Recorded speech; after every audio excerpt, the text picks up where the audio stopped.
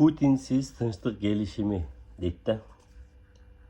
Туғандар, бұл дүниелік жаңалықтардың ақырқысынан мындай өзім жалпақ тілде қырғызша қылып, егерде көргілектер болса айтып өтейін, көргендер болса лайктан басып, комментарийға жеке пікіріңерді жазып қойсаңар болады. Тынчтык келишими Путини жок эле болду дегенди эмнеге деп атсаңыздар, Путинди мындайча айтканда Кавказдан Китайты этип коюшту да, Кавказдан кууп чыгарып коюшту.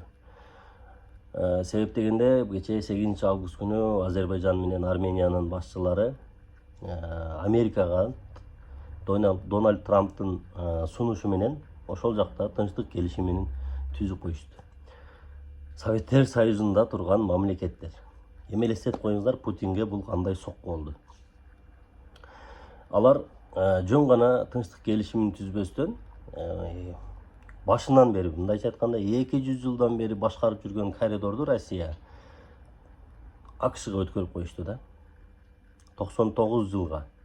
Аны дагы Армениянын башчысынын сунушу менен коридордун атын мындай өзгөчө кылып койду десек болот да. Путь Трампа деп коюшту. Путь Трампа депчи. Ошол. Бул сөзсүз түрдө Орусияга мындай сокку болду десек болот.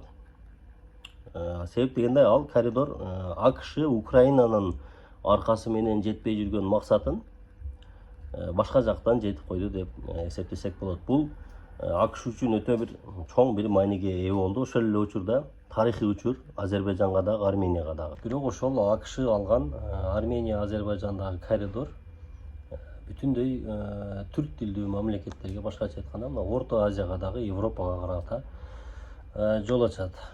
Через Турция. Турция аркылуу бул Кыргызстанга дагы, Европага жол ачышы толук ыктымал да. 20-25 жылдан бери экөө душман болуп, Карабахтын айынан согушуп жүргөн. Азыр экөөнө тынчтык келишими боюнча дагы тарыхый чечим болду. Андан сырткары экономический жактан дагы баягы коридор Армения, Азербайжандан Ирандын чек арасынын жанынан өтүп туруп Турцияга, Турциядан ары портко чыгып кетет, деңизгечи. Бул экспортко ошол экономический жактан өтө бир маанилүү тарыхый чечим болду десек болот. Андан кийин эртең эми Армения Орусиянын военный базасын алып чыгып кетишин дагы мындай сурашы ыктымал деп ойлоп божолдоп атам да өзүмчө. Россия ошол биякта Украина менен болуп атып, бул жактагы өзүнүн коңшу мамлекеттер менен мамилесин мындай начарлатып, ошолорду мындай кызырдантып койду деп түшүнсөк болот да. Кошуналар менен жакшы мамиле мурдагыдай болбой калды. Аны баарыңыздар эле көрүп атсаңыздар керек.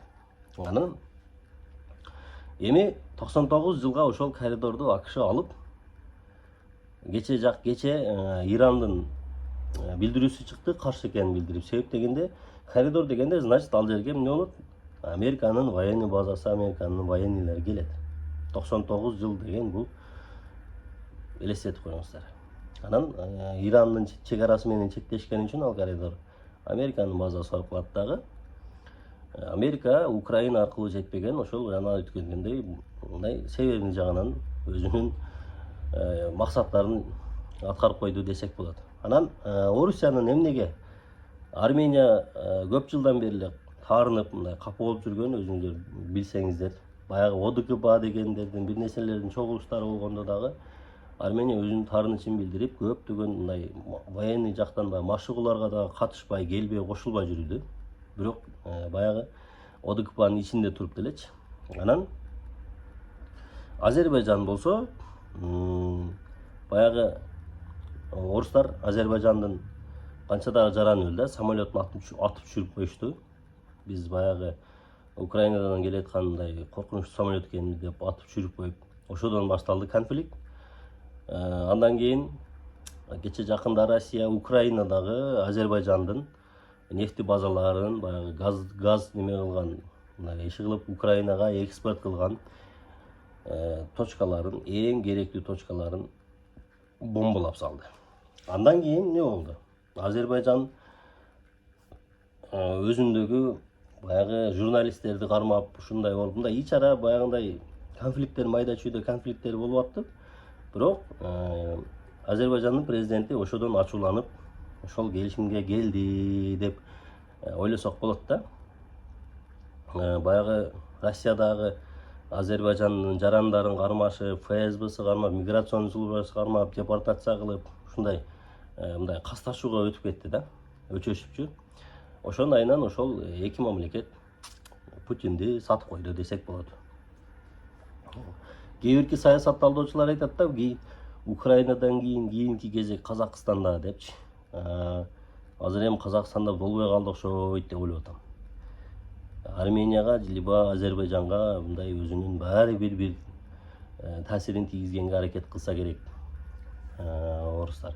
Себеп дегенде Украинаны ошол именно НАТОга кошулбасын деп, ошол эң башкы проблема көйгөй ошол болгон да, НАТОны бул жака киргизбейин депчи.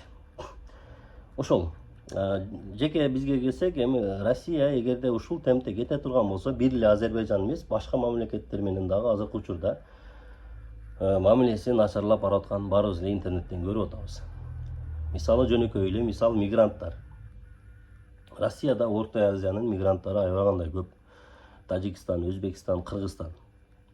Русская община деп мигранттарды көчөдөн кармап алып, уруп, тоноп, башка кылып, кысым көрсөтүп. Мурда бул биз эле, мен эле Россияда жүргөм, Москвада жүргөм 10 жылдап. Андай нерсе мурда деле бар эле, билесиздер.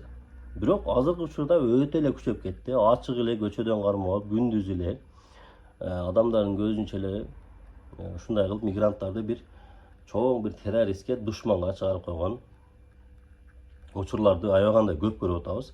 Көптөгөн мигранттар интернеттен көрүп атсаңыздар керек, Өзбекстандын мигранттары кайтып атат, биздин мигранттар, кээбиркилер кайтып атат. Ошондой болот. Эми ошон үчүн Россия бул кетиште мындай цивилизациядан кыркылып, коңшу мамлекеттери жок кылабы деген ойлор дагы келет. Эми баягы чоң державалар кичинекей мамлекеттерди баардыгы мындай талашып, бири-биринин таасирин талашкысы келет да, сөзсүз түрдөчү. Эгерде Азербайжан менен Армения Россияга чектешпей, мурдагы Советтер Союзуна кошулбаган болгондо, Трамп буларды тынчтык келишимине деле чакырбайт болчу. Бул атайын ошол Путинди кыжырдантыш үчүн, Путинди мындай кандайдыр бир деңгээлде басынтыш үчүн кылып койду. Мына сенин территорияңда тынчтыкты мен кылып койдум дегендейчи. Ошол Россиянын азыр биз менен Орто Азия менен деле мамилеси мындай кагаз үстүндө бийликтегилер менен жакшы болгону менен, бирок мындай жашоочулар элдери бири-бирине жакшы эмес. Абал ошондой начарлап кетип атат, күндөн күнгө ошондой күчөп баратканын сезсек болот да. Эми Россияга биз эч нерсе деп айта албайбыз. Себеби биз 100% болбосо дагы азыркы учурда бир где-то 95%, 90%га чейин көз карандыбыз. Биздин дагы ошол 70-80% жарандарыбыз дейбиз. Балким мен жеке оюмда.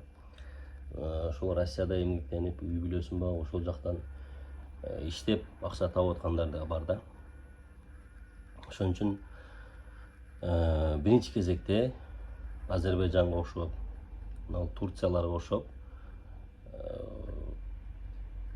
болбосо мына Казакстанга деле окшоп, өзүбүздүн экономикабызды көтөрүп, азыр ушул темпте кеткен болсок, мындай көз каранды сызыкты мындай жойгонго аракет кылышыбыз керек да. Эртеге байланып калбашыбыз керек да. Бир эле Россияга эмес, мен жеке оюм, любой эле бир мамлекетке көз каранды болуп калгандан коркуш керек. Ошол, туугандар.